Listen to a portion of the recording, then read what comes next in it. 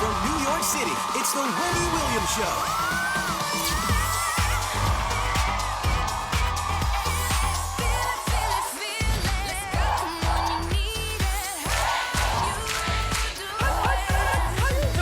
Now, here's Wendy.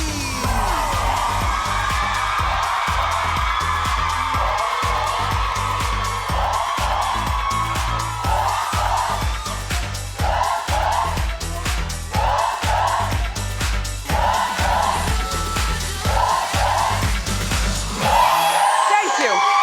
Thank you for watching our show. Say hello to my co-host and studio audience.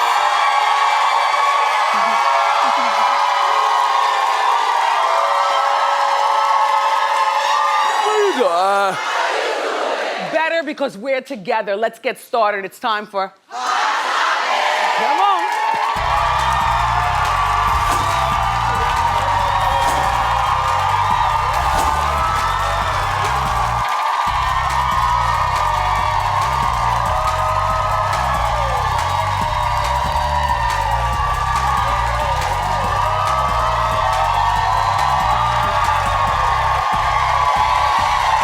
Right.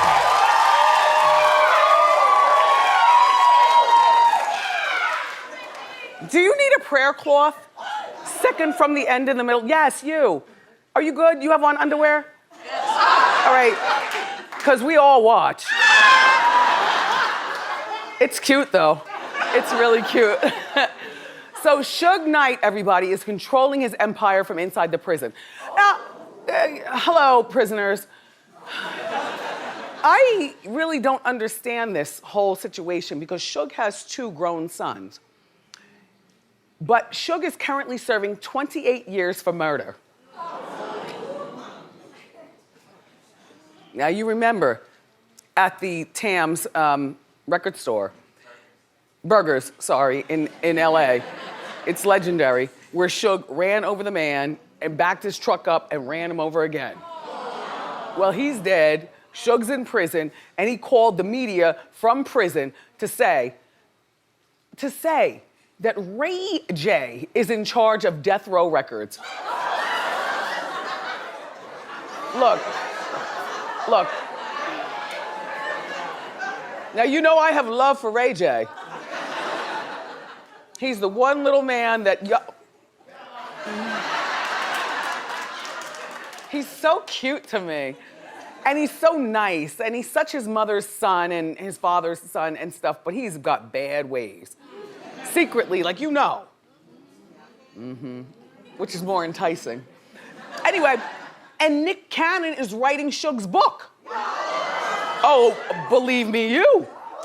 If I had known this the other night when I was celebrating my star on the Walk of Fame and Nick showed up at the dinner party, we would have talked about this. But Nick kept this close to the vest. Nick, why are you writing his book? Do you really know Suge like that? Like, shouldn't his sons be controlling the empire and writing the book? Yes. Like, wouldn't you want to keep the money in the family? Yes. I don't know why, but look, Suge called The Blast. Now, those are our blogger friends. He called The Blast. Like, it's supposed to be bread, water, no Facebook, no phone calls, no visitors. You stay there and you do your time, then you come out. 28 years, I don't know whether he'll make 28 years. How old is Suge, 50? He is 54 now. 54. And I think he'll be 81 by the time he gets out.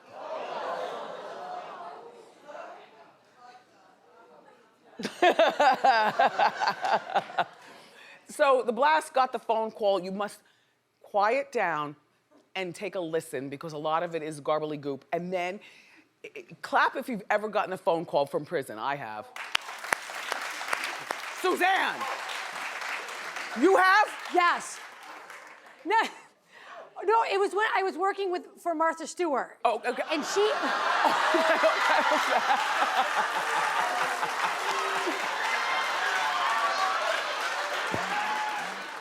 Do tell. And, well, she had just gotten out of prison. Right. And when she left prison, she was wearing that poncho. Right. I had to get in touch with the woman who made the poncho in prison for her. For what? Because I had to find out what pattern number it was. Now, was my manager Bernie, Martha's manager at that time? Bernie wasn't there yet. Yes, This was okay. right when she got out of prison Right. and the show was just starting. Right. Bernie wasn't there yet. And then she hired Bernie, my Yep, manager. exactly. Bernie's Bernie's the been best. around. Yeah, he has been around. He's the best. He's that's got a why. cold though now. I feel like, where's Bernie?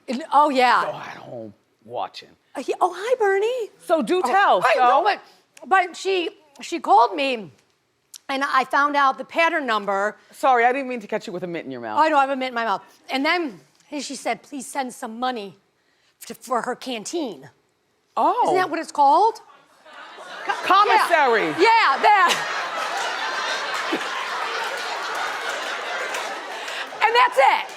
Oh my And gosh. I could hear like Over the canteen. I could hear a recording going on. Right. Yes, and I was nervous. No, because I've gotten those collect. That's the only Yeah. reason I have a house phone is if you know people in prison, then they could call you collect. And then in the middle of the conversation, Yes. you're reminded that you're on the phone with somebody from prison. Well, you'll be reminded while Suge is talking. Okay. But look, the blast, thank you very much for this. Everyone listen, calm down, go. I respect Ray J and his business dealing. That's why I chose him as one of the guys to deal with the music side of the future for his Death Row records and anything, the new Death Row. And the other only person involved in that is the person I feel is most credible and one of the most realest guys in this business today. This call and your telephone number will be monitored and recorded. Which is Nick Cannon. Nick Cannon will be doing the book personally as a writer. Okay, so here's my thought. My thought is, Suge is not that interesting. We already know everything about him. He's a killer. He's a woman beater. All right? You know, Michelet says it best. You know, and between he and Dr. Dre, I don't know who whoops better, but, you know. Vanilla Ice allegedly was hung by the side of the window by his ankles, shaken down by Suge. You know what I mean? This is not a book I want to read. You know, it'd be a movie I'd like to see though. Yeah, it'd be a movie I'd like to see. But just not a book I want to read. Why aren't his sons who are grown a part of this empire? Like, why wouldn't you have your sons? Why Nick, who I love, and why Ray J, who I love, but why them? Why not your sons keep the money all in the family? And by the way, he says he won't serve the whole 28 years. He says he'll be home before you know it. No, you won't. Oh, no, you won't. Like, and I've never had any bad run-ins with Suge, you know what I mean? Like, I think he's handsome. I think he's smart. But I also know his ways, you know what I mean? I say keep him locked up for all 28 years.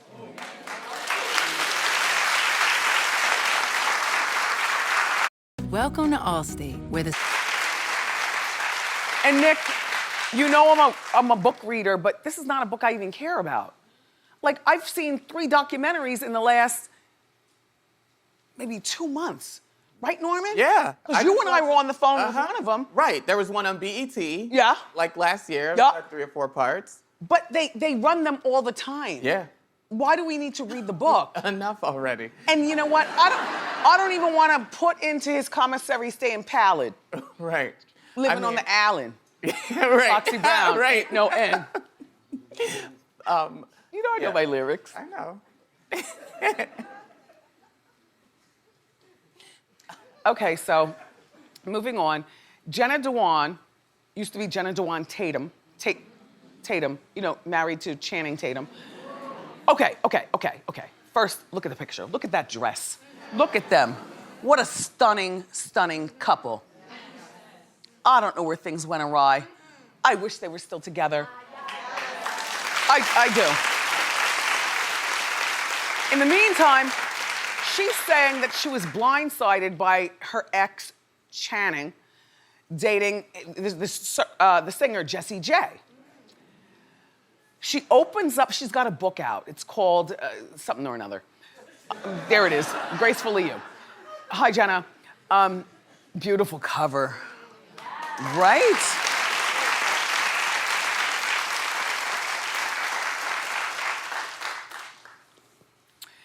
Anyway, in the book she writes, there I was alone on the plane, finding out about his new relationship. Well, you know what? He should have told her. I'll tell you why. Jenna and Channing have a 6-year-old son. And when you have kids young like that, huh? Daughter. Anyway, when you have kids young like that, you're supposed to notify the other one that you're dating someone seriously. I'm not talking about the one-night stands and all that other kind of stuff. I'm talking about if you have a girlfriend like these, Jessie J, who I love, and Channing, they're out of the closet with their relationship. So when weekend visitations happen, chances are Jessie J is there. And to me, you owe it to your ex-wife, mother of your child, to let them know who you're dating and how you're dating. Like, whether it's serious or not. No, it's just something to do, Jenna. You know, she's not here on the weekends. I promise you that. You will never see me out paparazzi with her and the kids and all. I just, you know, and then Jenna went on, she went hard body, okay? She went on to her boyfriend, Steve, and now she's pregnant. Okay.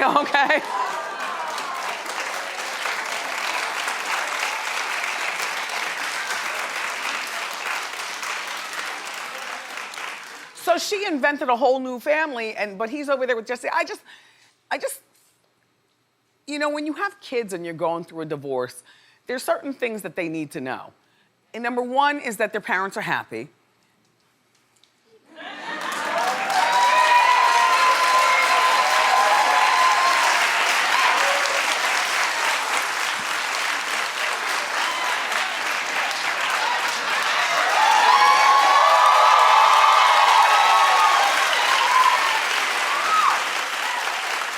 And number two, who is the next girl? What's going on? That's all. That's enough shade. That's enough. I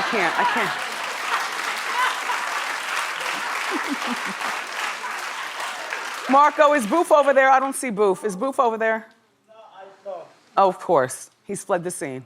Who's DJing the show? Jimmy? Jimmy up top. Jimmy, you better play some black people music. I'm saying, Jimmy. I want to hear Little Kim with full cursing behind the scenes and all that. And some Madonna too, but you know, Jimmy, you know how we do.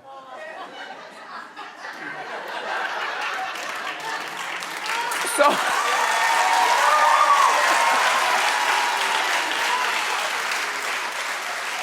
Jimmy has lost an enormous amount. Did the lights just go up? Okay. I was like, oh my gosh, what's happening? They're coming to take us. Take me, Louise. Elizabeth, take me, Louise. Whoever. Anyway, so I was telling you last week that my Puerto Rican princess, Jocelyn Hernandez, yes? In this picture, doesn't she kind of look like the sister of Naomi Campbell or something?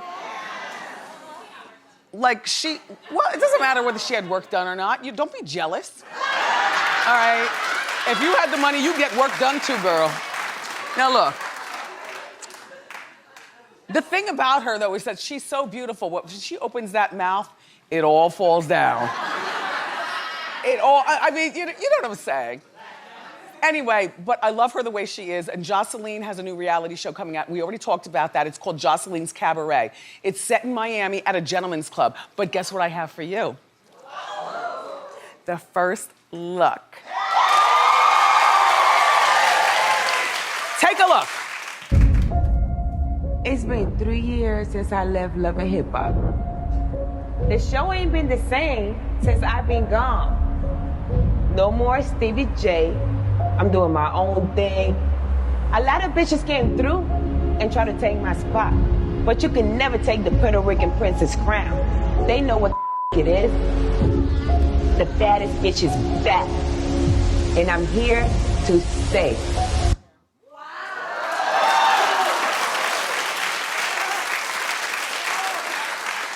Not only am I watching this show, but I will watch it when it reruns. I just have to figure out how to get the Zeus network. It's streaming like Netflix. It's on the Zeus. On the internet, yeah. It's an app like Netflix. Can I watch it on my phone? Yeah. All right. But anyway, the show looks really good just because I love Jocelyn. And you know what, Jocelyn? I just told my bookers prior to doing this show that I want to book you to come to the show. I want you to bring all this. I want her to bring the whole look. And before you get here, Jocelyn, just because fair is fair, I got Stevie and Faith's number, so I'm gonna talk to them about the situation at. Oh.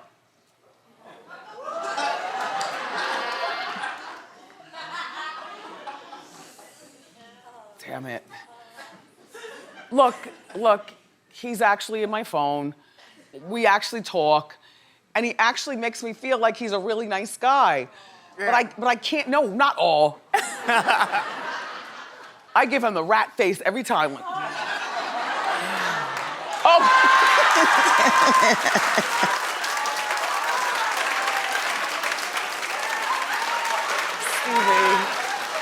Stevie.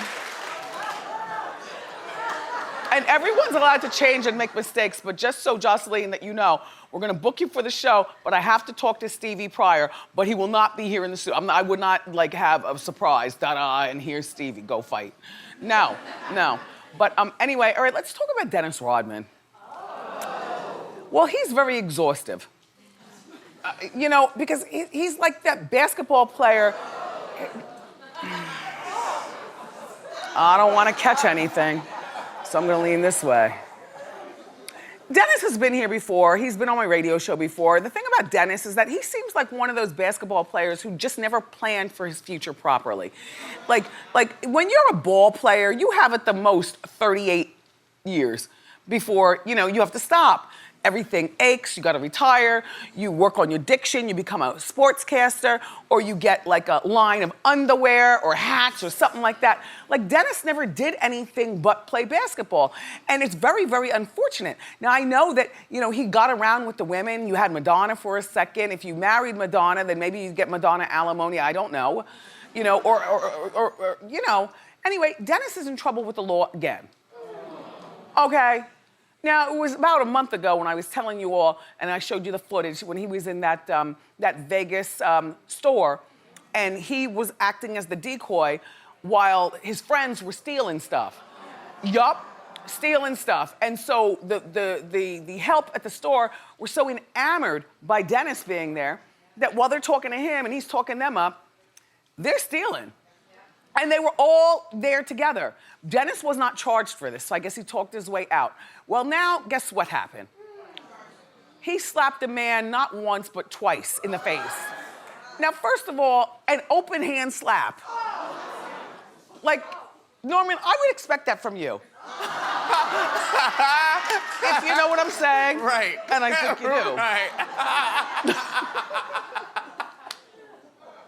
Right. Like, you would think that a guy like Dennis, all right, forget the whole slap. You would think it'd be a punch in the face or nothing. Like, there are only certain guys who slap. Who slap? And how do you slap not once? Twice. But twice. Yo, he immediately apologized to the guy and invited the guy to dinner. No. The guy declined. He goes to the hospital with a scratched cornea. Dennis is denying everything. Now, I don't know whether Dennis drinks, smokes, takes pills, or what, but Dennis, you really do need to, you really need to get your life together. Yeah. They say that he could get a year in prison for this, and he already pled not guilty. Dennis, we need you to be free. You're our only connection to Korea. Okay? And furthermore, Dennis, you know and I know that you're on probation right now for DUI. You shouldn't even be out partying, much less at a bar slapping guys.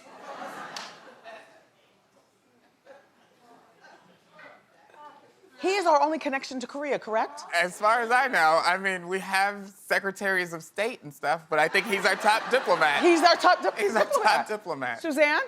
He's in with Kim Jong-un. Yeah. Their best friend. They're like this. Yeah, they're like this. He's the only one that can get over there. Dennis, we need you to hold a cabinet position, and we need you to get your life together, that's all.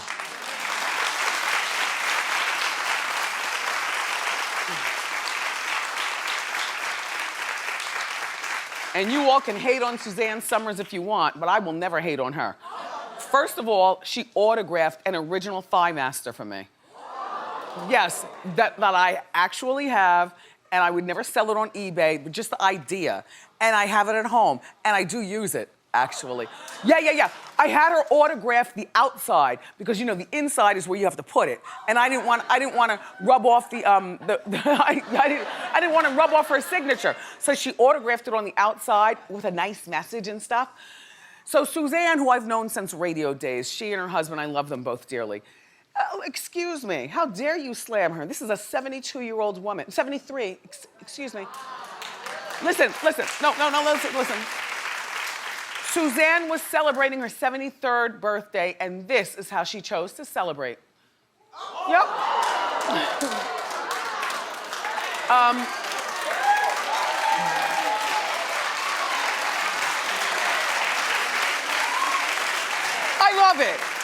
I love it.